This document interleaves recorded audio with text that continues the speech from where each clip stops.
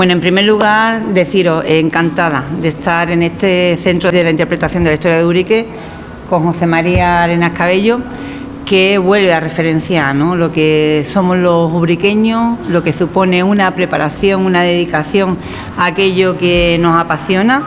Y a José María personalmente tengo el placer de conocerlo desde que llegara, ¿no?, al gobierno municipal, que estaba en Medio Ambiente, que estaba en la jefatura del servicio de agua, que ahora ha elevado un pasito más, con lo cual buenos contactos. Vamos a dejarlo ahí de que tenemos buenos contactos de Ubrique.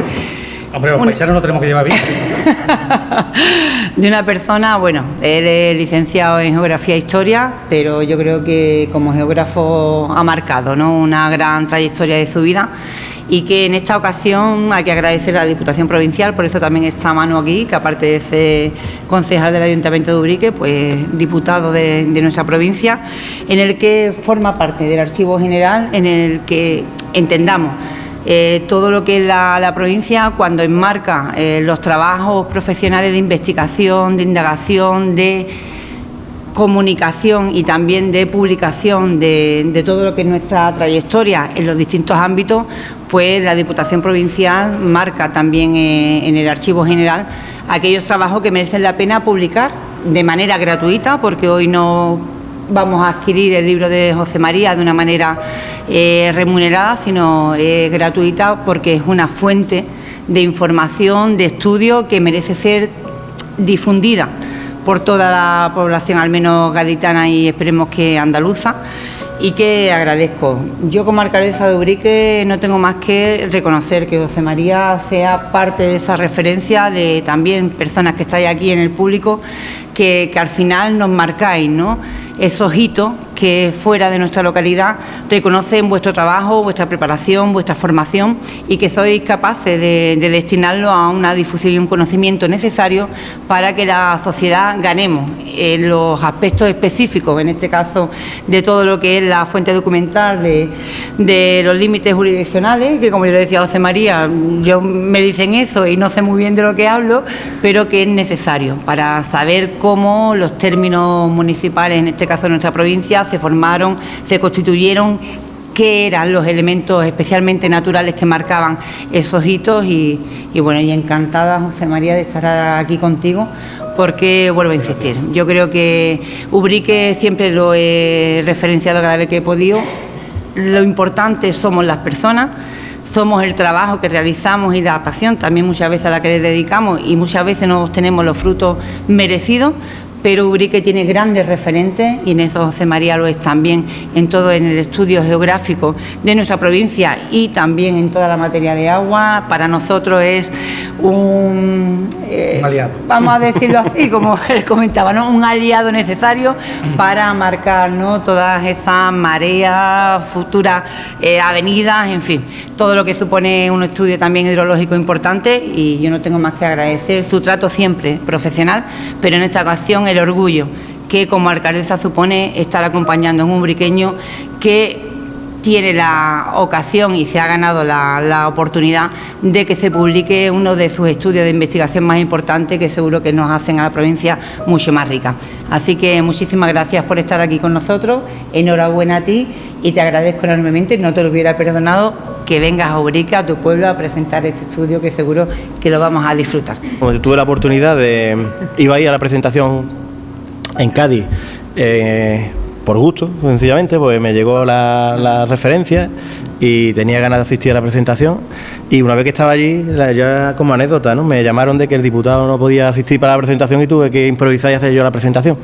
Así que, como me lo sé, me gustó, le insistí en que tenía que venir a su pueblo a presentarnos esta maravillosa obra y, bueno, aquí estamos, ¿no? Estaba en mente desde hace mucho tiempo, incluso Vicente, hablando con él antes de que saliera el libro, hablamos del tema y dijo, oye, pues lo podías presentar en Ubrique. Y digo, bueno, pues mira, la verdad que sí, que yo encantado de hacer también una presentación en Ubrique, vamos, que ya lo hablaremos. O sea que antes de salir el libro estaba en mente, y para mí, de luego, es un honor y una satisfacción presentar este libro en mi pueblo. y además porque Ubrique tiene mucho protagonismo en el libro, quitando Jerez, que es, digamos, quien tiene mucho peso por su importancia histórica y del archivo. Ubrique tiene bastante peso en el libro, y hay cuestiones en las que siempre de reojo digo, coño, a ver si encuentro el mapa de Ubrique, y hay situaciones en las que me he quedado con las ganas.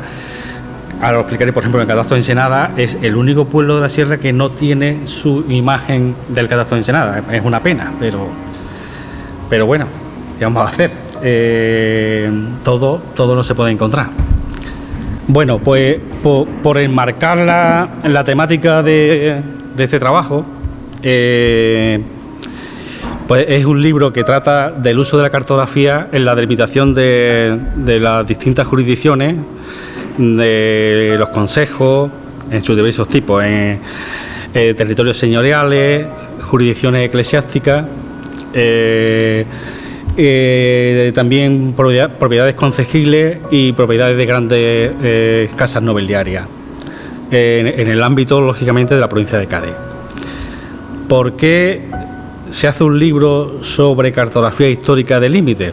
Pues por una razón muy sencilla, porque las disputas sobre el territorio y sobre la delimitación de los límites ha sido una constante histórica, como todos sabemos, y lógicamente pues esta temática ha dejado una huella importante en la cartografía, porque la cartografía se incorpora a partir del siglo XV como un instrumento en defensa de esos territorios, de esa delimitación, y sobre todo por las élites propietarias de esos territorios en defensa de sus intereses. Frente a la cartografía institucional que hoy conocemos, de uso global y de interés público, esta cartografía tiene una seña de identidad muy diferente. No tiene nada que ver con lo que conocemos hoy como cartografía, ¿no? Es una cartografía de autor más cercana a la expresión pictórica que a la propia cartografía. Yo lo llamo más bien representaciones gráficas del territorio, más que cartografía, pero bueno.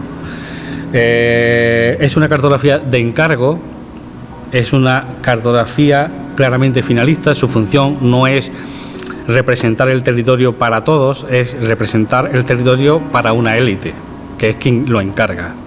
Y sobre todo su finalidad es defender los intereses de estas élites y controlar que esos dominios estén a salvo de intereses contrarios o ajenos, ya sea desde derechos de cobro en sus jurisdicciones de tributo,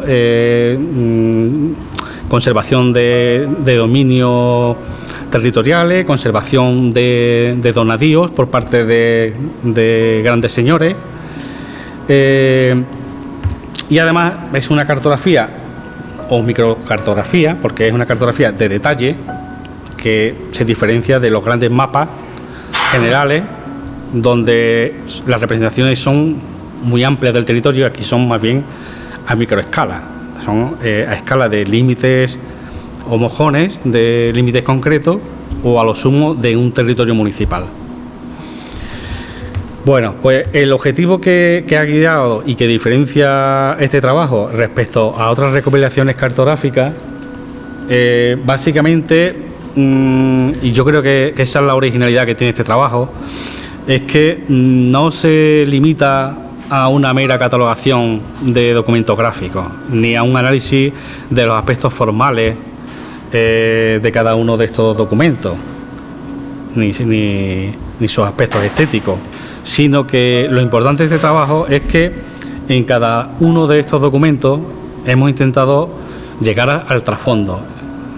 Llegar al trasfondo es intentar conocer el autor, quién fue la institución que lo encargó y sobre todo para qué se hizo, porque estos planos, estos mapas se hicieron con una finalidad, como he dicho, de defensa de esos intereses, y lógicamente esos intereses pues estaban ligados a los tenientes de estos territorios, que eran las grandes élites, la corona, la jerarquía eclesiástica, casas nobiliarias o grandes concejos. ¿Por qué? Porque además eran los únicos que podían pleitear porque llevar esto a pleito, lógicamente, era muy caro.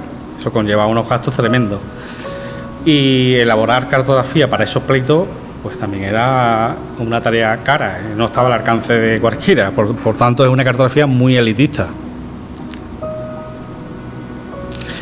Entonces, quizás lo más importante de este trabajo ha sido, para cada documento, buscar la documentación textual o bibliográfica o de otro tipo que nos puede llevar a explicar esas cuestiones que he apuntado.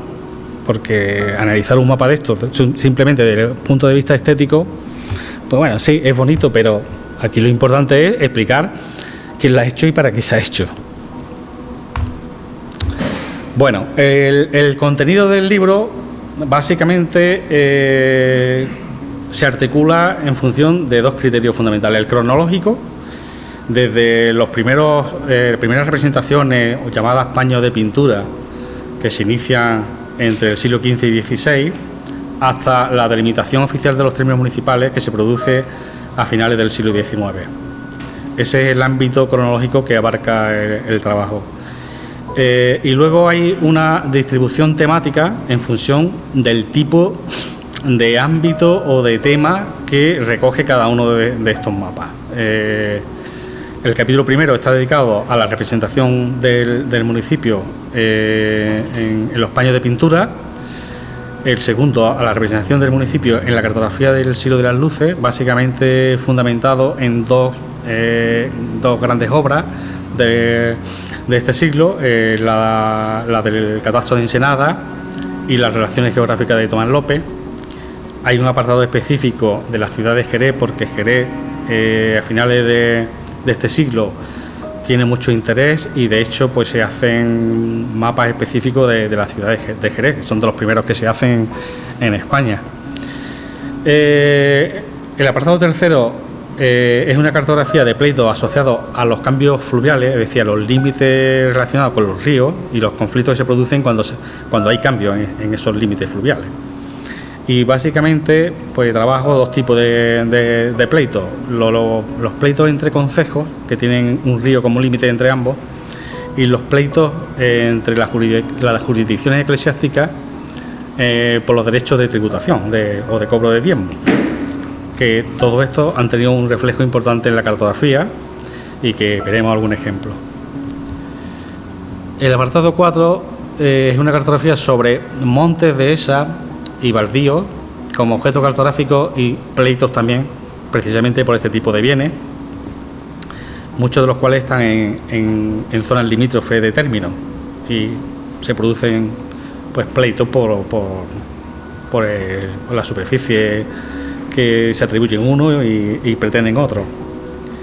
Y por último, el apartado quinto va ya sobre la delimitación oficial de los límites municipales, con la creación del Instituto Geográfico y la formación de los primeros mapas oficiales, ya con cartografía de calidad.